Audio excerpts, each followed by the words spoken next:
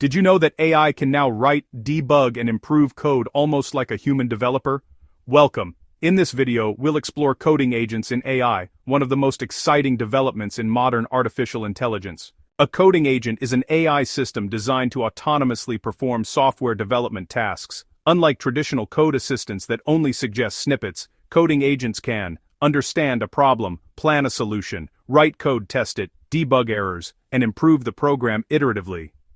In simple terms, coding agents act like AI-powered software developers. Modern coding agents typically combine several advanced technologies. First, large language models, which understand programming languages and software concepts. Second, tool integration, allowing the agent to run code, access documentation, and interact with development environments.